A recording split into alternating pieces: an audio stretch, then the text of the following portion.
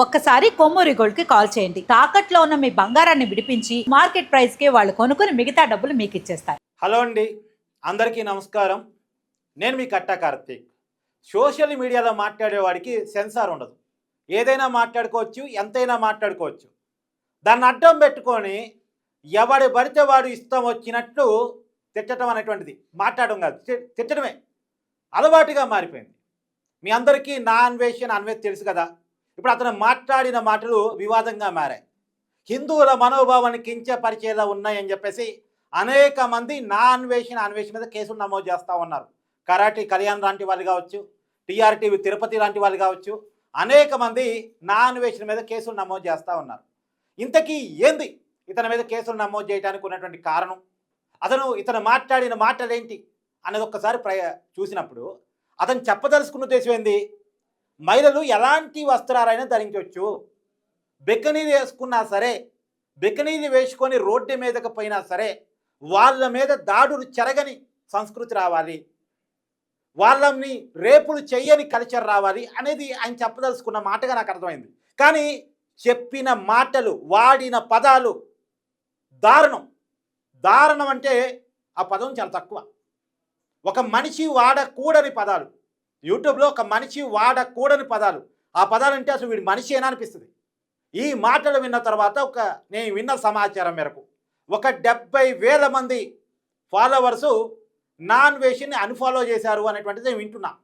రేపు రాబోయే కాలంలో అందరూ కూడా ఇలాంటి వ్యక్తిని బహిష్కరించారు. అతను రియలైజ్ కావాలి, నేను మాట్లాడిన మాటలేంటి, అసలు నేను మాట్లాడొచ్చా, ఒక భారతీయుడిగా ఇలాంటి భాష నేను మాట్లాడొచ్చా. ప్రపంచయాత్రికుడైతే మాత్రం ఏది నీ జ్ఞానం, మిడిమిడి జ్ఞానంతో పిచ్చిగా మాట్లాడాడు. దవడ పగలగొట్టాలి అనిపించేలా మాట్లాడాడు. మహిళల్ని సపోర్ట్ చేస్తున్నాన పేరుతో వాళ్ళని కించపరుస్తూ మాట్లాడాడు. శివాజీ తల్లిని అవమానించేలా మాట్లాడాడు. హిందూ ధర్మాన్ని ప్రబోధించే వాళ్ళ విషయంలో ఇష్టం వచ్చినట్టు మాట్లాడాడు. ఒకసారి వినండి. శుభ్రమైన టీషర్ట్ వేసేటువంటి అన్ని కనపడేలాగా పోయి దాని మీద నినాదం. ఇంకా అవతల వాడు 18 ఏళ్ళ వాడు, 55 ఏళ్ళ వాడు మేమే ఆగలేము. పంతులు గారు మేము కట్ చేసేస్తే అవుతారు. మీరు చీరలోను మీ అందం నిండుగా కప్పుకునే బట్టల్లోనే ఉంటుంది తప్పితే సామాను కనపడే దాంట్లో ఏమి ఉండదు. నువ్వేమో చెప్పడానికి అమ్మాయిని ఒక్కసారి ఆలోచించాను. మాకు కొంచెం ప్రమాదకరమైన వేషం ఏమొచ్చిందంటే జీన్స్ టీషర్ట్ వచ్చింది. అవయవాలు పొందిగ్గా బిగువుగా కనపడుతుంటే కుర్రాడు ఎవడన్నా ఊరుకోకుండా అసలు మనం ఎందుకు ప్రదర్శించాలి? నా హక్కు అంటే ఏం చెబుతారో అది వాడి హక్కు. ఇది రేపు చేయడం అబ్బాయిల హక్కు. చేస్తామని సిద్ధాంతం పెడితే సౌదీ అరేబియాలో వాళ్ళ హక్కులు పోతాయి. ఇప్పుడు అమ్మాయిలు మీకు చెప్తున్నాను, మీరు గొడ్డ ముక్కలు ఇప్పుకుంటారు కానీ మీ స్వేచ్ఛ ఇంపార్టెంట్, మీ సేఫ్టీ ఇంపార్టెంట్. ప్రపంచంలో రాబోయే 100 సంవత్సరాల్లో ఏదైనా మిమ్మల్ని ప్రశ్నిస్తే ఈ వీడియో చూపించండి. ఇప్పుడు సౌదీ అరేబియా గురించి, ఆ కంట్రీస్ గురించి చెప్పాడు కదా. సౌదీ అరేబియా కావచ్చు, ఇస్లామిక్ కంట్రీస్ చాలా, ఆఫ్ఘనిస్తాన్ కావచ్చు, పాకిస్తాన్ కావచ్చు, ఇట్నే బట్టలు ఇప్పుకొని తిరుగుతాం, బికినీల మీద తిరుగుతామంటే వాళ్ళు ఏం చేస్తారు? గుర్కా వేసుకున్నందుకు ఆఫ్ఘనిస్తాన్లో ఒక మహిళని చంపేసిన తాలిబాన్లు, ఒక మహిళ పూర్తిగా బట్టలు ధరించినందుకు ఒక మహిళని జుట్టు పట్టుకొని నడి రోడ్డు మీద జనం చూస్తుండగా పోలీస్ స్టేషన్కి లాక్కపోయినటువంటి పాకిస్తాన్ పోలీస్ అధికారులు. ఈ వార్తలు మీరు కావాలంటే గూగుల్లోకి వెళ్ళి చూడండి. ఆ దేశానికి ఒక ఎగ్జాంపుల్గా చెప్తాడా? Immatured fellow. సీతాదేవి తర్వాత ద్రౌపది ఏ టీషర్ట్లు వేసుకున్నాక రేపులు అయ్యాయి. ఆ రోజుల్లోనే రేపు మగవాడి. ఎవరు చెప్పారా నీకు? ఎవరు చెప్పారు నీకు? సీతాదేవి మీద రేప్ జరిగిందని, ద్రౌపది దేవి మీద రేప్ జరిగిందని ఎలా మాట్లాడుతావు నువ్వు? చరిత్ర తెలుసా నీకు? పురాణం తెలుసా? చదువుకున్నావా? గతంలో పురాణాలు చదివి వినిపించావని అంటారు. మరి నాకు తెలీదు, నేను ఇంకా చూడలేదు, చెక్ చేయాలి. మరి పురాణం తెలిసినోడు అయితే ఇలా మాట్లాడతారా? అసలు జరుగుతున్న సబ్జెక్ట్ ఏందో నీకు అర్థమవుతుందిరా? ఇన్మెచ్యూర్డ్ ఫెలో అసలు జరుగుతున్న చర్చ ఏందో నీకు అర్థమవుతుందిరా? ఇలాంటి వాళ్ళంతా సగం అర్థమయ్యి సగం అర్థం కాని వాళ్ళంతా చర్చను మారుస్తున్నారు, చర్చను మార్చేస్తున్నారు. కేవలం చెడ్డీలు వేసుకొని బయటికి పోవటం వల్లే మహిళల మీద దాడులు జరుగుతున్నాయని ఎవరు చెప్పదలుచుకోవట్లేదు. అసలు మహిళల వస్త్రాల మీద ఎవరు కూడా మోరల్ పోలీసింగ్ చేయాలనుకోవటం లేదు, కాకపోతే మన సంస్కృతి సాంప్రదాయాలకు తగ్గట్టు ఒక పద్ధతిగా ఉండాలి అని చెప్తున్నాం. సభ్య సమాజంలోకి వచ్చినప్పుడు నిండైన వస్త్రాలు ధరించి రావాలని చెప్తున్నాం. అది మహిళలకు మాత్రమే కాదు, పురుషులకు కూడా. మనకు స్వేచ్ఛ ఉన్నమాట వాస్తవం, స్వతంత్రం ఉన్నమాట వాస్తవం, కానీ దానికి కొన్ని పరిధులు ఉన్నమాట కూడా అంతే వాస్తవం. ఇదిరా చెప్తుంది ఇన్మెచ్యూర్డ్ ఫెలో. ఇది చెప్తుంది ఒక మగాడు కూడా రోడ్డు మీదకి బన్నీని వేసుకొని కడ్డారు వేసుకొని వస్తే తప్పే అంటాంరా. కేవలం మహిళలకు మాత్రమే చెప్పట్లేదు. ఇక్కడ ఒక 2 సంఘటనలు హైదరాబాద్లో మహిళల మీద జరిగినాయి కాబట్టి బయట మృగాలు ఉన్నాయి. ఆ మృగాలు తయారు కావటం కారణం ఒక తప్పుడు కలిసిన సినిమాలు కూడా రుద్దుతున్నాయి జనాల మీద. ఒక కారణం సినిమా మాత్రమే కారణం అని చెప్ప నేను. సినిమా కూడా ఒక కారణం, మారుతున్న నాగరికత ఒక కారణం. కాబట్టి జాగ్రత్తగా ఉండాల్సిన అవసరం ఉంది అని జాగ్రత్తలు చెప్తే అది అర్థం కావట్లే. ఈ ఇన్మెచ్యూర్డ్ ఫెలోకి అది అర్థం కావట్లే. అడిగి చెప్పాలా రేపే చేయకూడదని చెప్పి అందరూ. ఇప్పుడు థాయిలాండ్ లో ఉన్నాము, తల్లి చెల్లి మా అమ్మ నాన్న అమ్మమ్మ అందరూ కలిపి ఉన్నారు. వాళ్ళ కొడుకు చెల్లి ఏదో తెలుసు, తల్లి ఏదో తెలుసు, బికినీలతోనే బోసుగడ్డలతోనే ఉన్నారా. అది తెలుసు. ఆ సిద్ధాంతం నేర్పించాలి. పరాయి స్త్రీని తల్లిలాగా చెల్లిలాగా చూడాలి. కన్న తల్లి కన్న తండ్రి నేర్పించాలి. ఆడదాని ఇబ్బందులు తెలియాలంటే ఇప్పుడు తల్లి ఎవరో చెల్లెవరో బికినీ వేసుకున్నా తెలిసేలా జ్ఞానం ఉండాలి అని అంటారు. ఆ జ్ఞానాన్ని బోధిస్తున్నాడు గరికపాటి ఆ జ్ఞానాన్ని బోధిస్తున్నాడు. కాకపోతే ఈ జనరేషన్కి అర్థమయ్యేలా కొన్ని ఎగ్జాంపుల్ చెప్తున్నాడు. నువ్వు కొన్ని బూతులు వాడుతూ నీ ఫాలోవర్స్కి అర్థం కావాలని నువ్వు చెప్తున్నావు కదా. అలాగే ఆయన బూతులు వాడలేడు కాబట్టి, ఆయన కొంచెం పెద్ద ఆయన కాబట్టి, ఆయన ధర్మాన్ని పాటించే వ్యక్తి కాబట్టి కొన్ని ఉదాహరణలు తీసుకొని చెప్తున్నాడు. ఈ జనరేషన్కి అర్థమయ్యేలా చెప్తున్నాడు. అది నీకు అర్థం కాలేదురా ఇన్మెచ్యూర్డ్ ఫెలో నీకు అర్థం కాలేదు. గరికపాటి గారిని చూసి ఏదో కోసేస్తాడట. ఏం కోస్తారో నువ్వు? ఈ దేశం వస్తే ఇప్పుడు నీది కోస్తారు. నువ్వు మాట్లాడిన మాటలకి నీది కోస్తారు. నాకు ఈ మాట అంటాం ఇబ్బందిగా ఉంది. నేను ఎప్పుడు కూడా ఇలాంటి వాళ్ళ మీద వీడియోలు చేయను. వ్యక్తులను టార్గెట్ చేస్తూ సహజంగా వీడియోలు చేయను. నేను రాజకీయ అంశాల మీద మాత్రమే మాట్లాడతా. మీరు నా పేరు యూట్యూబ్లో సెర్చ్ కొట్టుకున్న నా వీడియోలు చూడొచ్చు. నేను ప్రభుత్వాలు, విధానాలు, పాలసీలు, ప్రజలు, కష్టాలు వాటి మీద మాత్రమే వీడియోలు చేస్తాను. కానీ ఇట్లాంటి న్యాయాలు సమాజాన్ని చెడగొడుతున్నప్పుడు, తప్పుడు కల్చర్ని జనం మీదకి రుద్దాలని చూస్తున్నప్పుడు, బూతులతో మహిళల్ని అవమానించినప్పుడు, మన పురాణాల్లో మనం దేవుళ్ళుగా కొలిచే వాళ్ళని ఇష్టం వచ్చినట్టు మాట్లాడినప్పుడు తప్పదుగా స్పందించాలి కాబట్టి స్పందిస్తున్నాను. నేను వ్యక్తులను టార్గెట్గా వ్యక్తులని దూషిస్తూ వీడియోలు చేయను.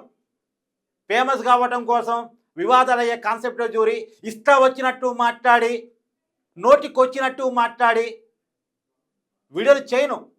కానీ ఇలాంటి స్టూపిడ్ ఫెలోస్, ఈడియట్స్ ఇలా నోటికి వచ్చినట్టు మాట్లాడుతూ తమ వీడియో ఎక్కువ మందిలో చూడాలి, తమ వీడియో ఎక్కువ మందిలోకి వెళ్ళాలి. దానికోసం ఇస్తారీతను ఎవరిని పడితే వాళ్ళని ఇస్తారీతను మాట్లాడుతూ ఉంటారు.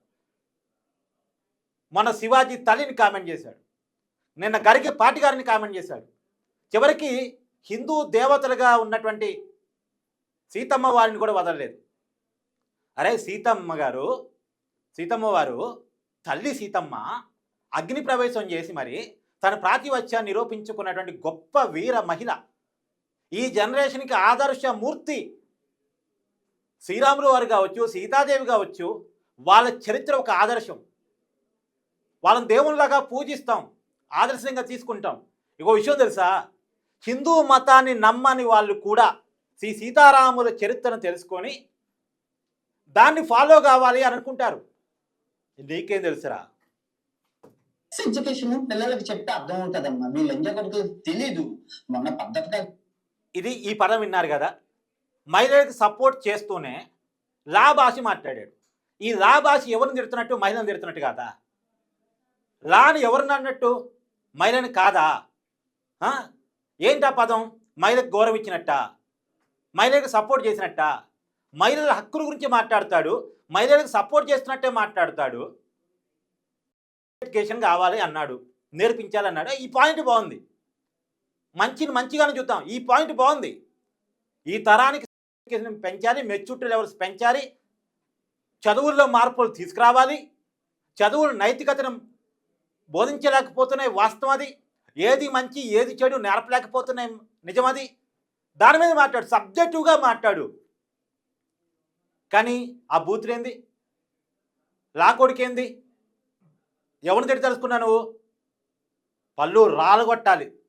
చీర కట్టుకొని వెళ్ళిన ఆ అమ్మాయిని 6 రేప్ చేసి నోట్లో వచ్చపోసారు. అటుమున్న కాశీలో 20 మంది అబ్బాయిలు కలిపి ఒక అమ్మాయిని ఒకే రూమ్ లో రేప్ చేశారు. మొన్న 8 ఏళ్ళ అమ్మాయిని మన ఆంధ్రప్రదేశ్ లోని స్కూల్కి పద్ధతి. ఎస్, ఇలాంటి సంఘటనలు జరుగుతున్నాయి.